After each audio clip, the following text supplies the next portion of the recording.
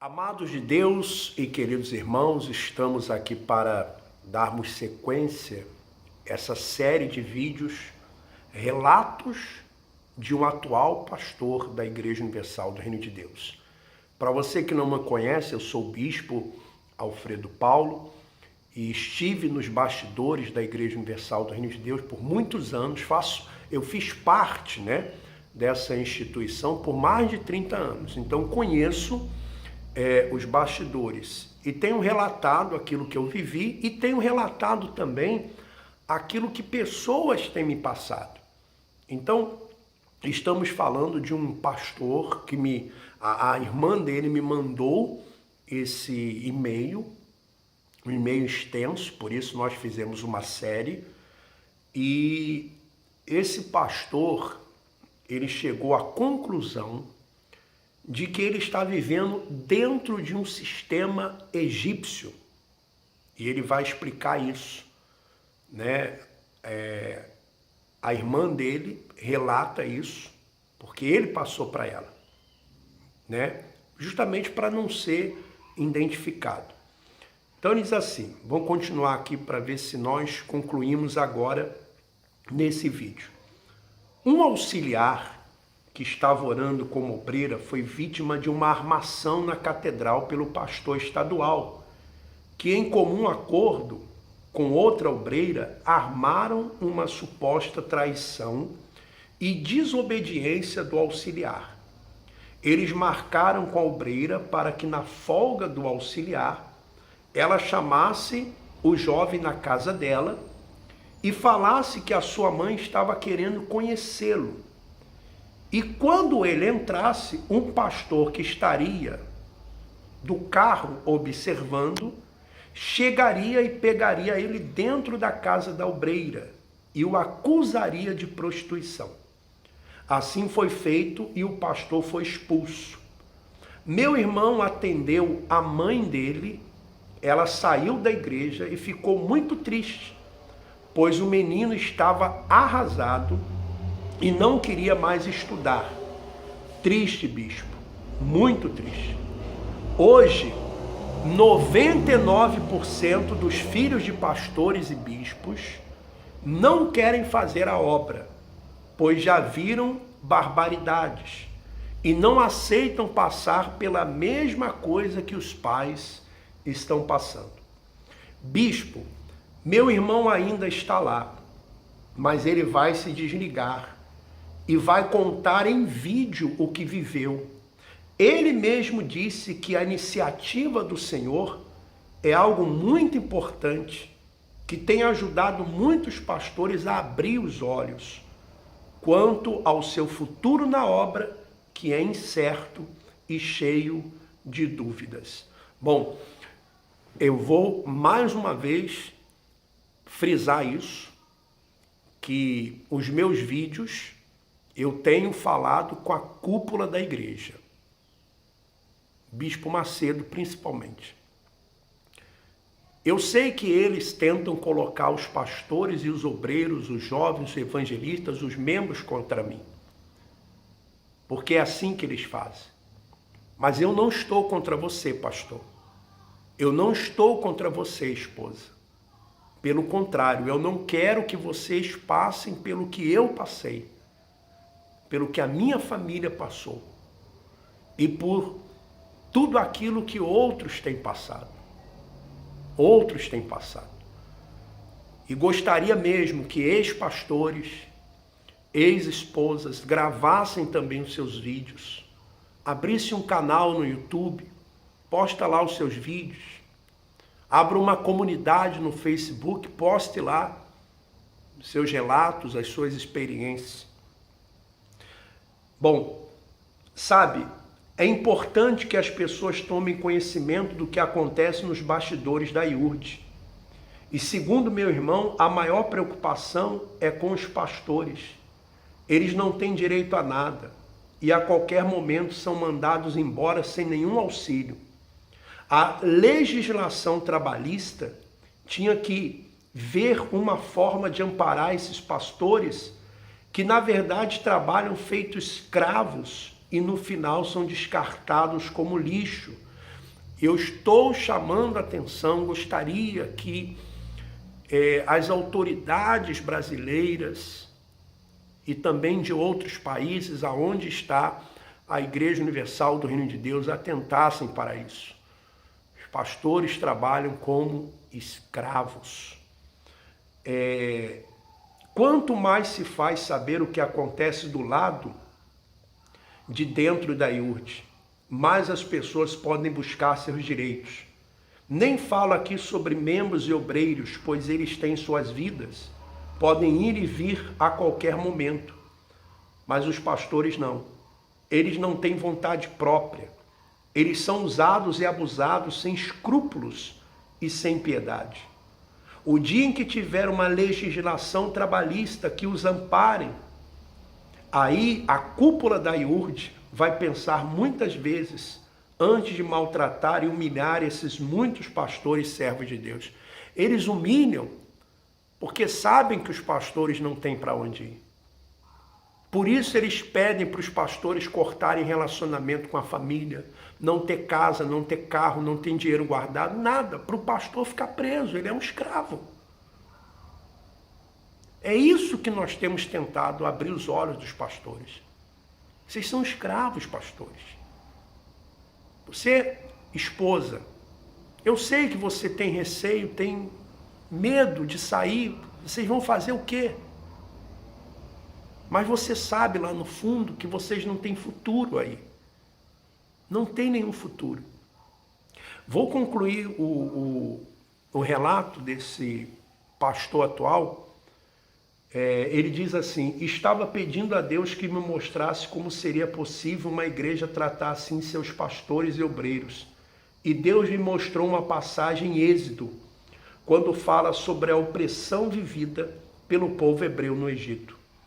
No capítulo 1, verso 9, onde Faraó diz assim: os hebreus são mais numerosos e mais fortes do que nós. Vamos usar de astúcia para que eles não se aliem aos nossos inimigos e lutem contra nós. É verdade, né? Êxodo 1, versículo 9 e 10. Para eles o Senhor é um inimigo, e eles não querem que os pastores saiam da escravidão. Por isso eles oprimem cada vez mais.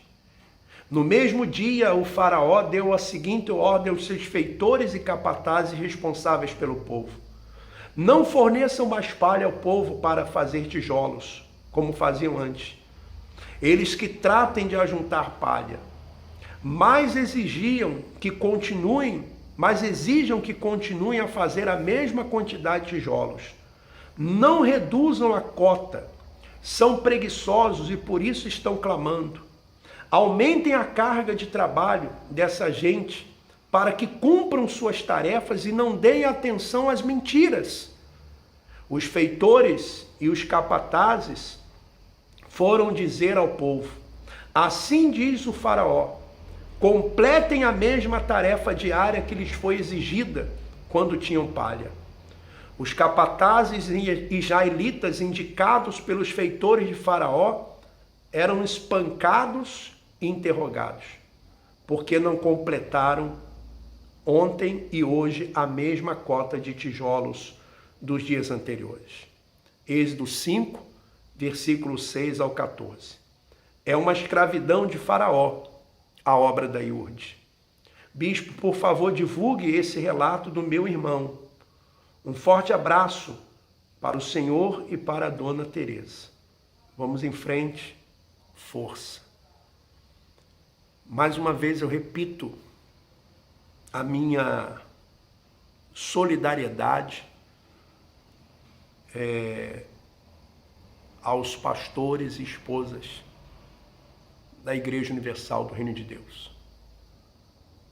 E por isso, pastores e esposas, não querem que vocês assistam os nossos vídeos, porque os nossos vídeos são direcionados à cúpula da igreja que escraviza os seus pastores. Na maioria, homens e mulheres de Deus honestos, que, como eu, né? E o meu filho também, que queria. Quando eu entrei na igreja, eu tinha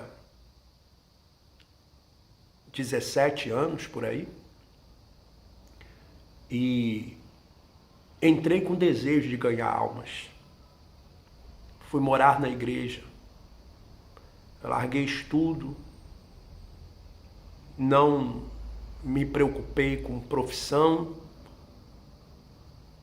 Eu nem sabia que havia um livro de oferta, uma boleta, quando um dia a esposa do pastor lá pro Vita Vieira, Dona Vera, disse para mim assim: Alfredo, eu era evangelista, você tem que saber quanto dá a sua oferta. Você tem que saber quanto dá a sua oferta. Para você saber se a igreja está crescendo, se o povo está sendo abençoado, porque eu nem sabia que existia uma boleta, que existia um livro para anotar a oferta. Então a maioria entra assim. Agora não, com a internet, hoje já se tem um outro entendimento. O meu filho também, quando eu saí, ele ficou lá para querer seguir. Com quantos anos, Lucas, você já estava como pastor? Londres. Londres? Eu tinha 16. 16 anos. E quando eu saí, o Lucas quis ficar, nós permitimos, embora orientamos ele, falamos para ele: olha o que aconteceu com seu pai, não queremos isso para você. Mas ele foi. Mas graças a Deus, os olhos foram abertos, porque ele já via muitas coisas e continuou vendo muitas coisas. E ele viu também como que eu fui tratado dentro dessa instituição, embora tenha errado, embora tenha falhado, mas ele viu que eu fui tratado como um lixo. E certamente ele pensou: se fizeram isso com meu pai, vão fazer comigo lá na frente também. Até porque nunca deixaram ele esquecer dos meus erros, das minhas falhas. Eles sempre jogavam na cara dele. Ele estava pagando pelos meus erros. Ele estava pagando pelas minhas falhas. Porque não deixavam ele em paz, não deixavam ele me ver como pai. Sempre jogando na cara dele os meus erros. Então, eu não sei, quer falar alguma coisa? Eu me lembro que em Londres, o bispo Celso Júnior, Em Londres, o Celso Júnior, amando do Júlio Freitas, ele veio para mim e falou: Lucas, agora seu pai é o Bispo Macedo e sua mãe é a Igreja Universal. Esquece seus pais. E o Lucas, quando estava lá, ele entrava em contato com a mãe dele escondido. Porque eles não permitiam que ele falasse com a mãe ou falasse comigo. Eles dizem que orientavam, e ele falou para mim que orientavam ele a não usar o Facebook, a não usar redes sociais, para não se comunicar com a gente. Então, pastor, eu tenho uma missão. Eu tenho uma missão. E essa missão foi Deus que me deu. Eu não sei se Deus permitiu que acontecesse tudo que aconteceu, e eu creio que foi como Moisés. Já que aqui o pastor fala de Moisés, deixa eu contar um pouquinho a história de Moisés. Moisés viveu 40 anos no palácio de Faraó. E ele sabia que ele não era um egípcio, mas ele estava ali. Talvez por causa do conforto, talvez fazendo vista grossa, talvez por comodismo, e talvez eu tenha ficado esses 30 anos na igreja assim. É claro que muitas pessoas dizem assim, por que depois de 30 anos? Você não chega à cúpula da igreja em 2 anos, 3 anos. Tem pastores aí, bispos aí que estão há 20 anos e nunca nem chegaram perto do bispo Macedo. Então eu precisava, para chegar até a cúpula da igreja, de tempo realmente. Eu não iria chegar em 2 anos, 3 anos, 5 anos até a cúpula da igreja. Ou será que você imagina isso? Ou será que eu saberia de coisas que eu sei se eu não tivesse chegado à cúpula da igreja? Moisés viveu 40 anos no palácio, até o dia que ele matou um egípcio, ele cometeu um assassinato, ele matou um egípcio. E por causa desse erro dele, ele saiu do Egito, saiu, abandonou o palácio, foi para o deserto. E quem sabe Deus permitiu todos os erros meus, todas as minhas falhas minhas, para que eu saísse mesmo.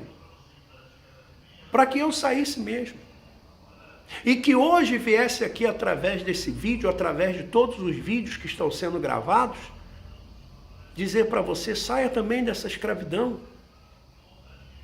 Você, pastor, está sendo escravo. Eu creio nisso. Eu creio que Deus usa Davi para derrubar gigantes. Eu creio que Deus usa Moisés para libertar o povo da escravidão. Eu creio que Deus usa até uma mula para impedir que Balaão continue armando cilada para o povo de Deus. Deus sempre usou aqueles que ninguém dava nada por eles.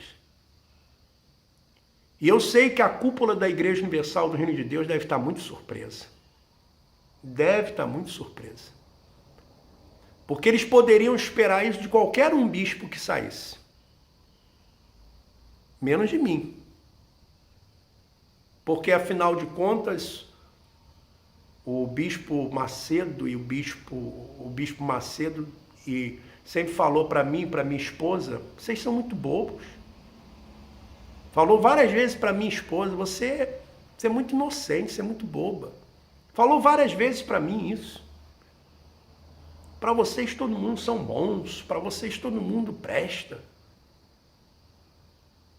Eu era considerado um bispo bem pacato, bem tranquilo, que não falava de ninguém, não falava mal de ninguém, não criticava ninguém. Todas as vezes perguntava alguém para mim, não, essa pessoa aí é gente boa e tal.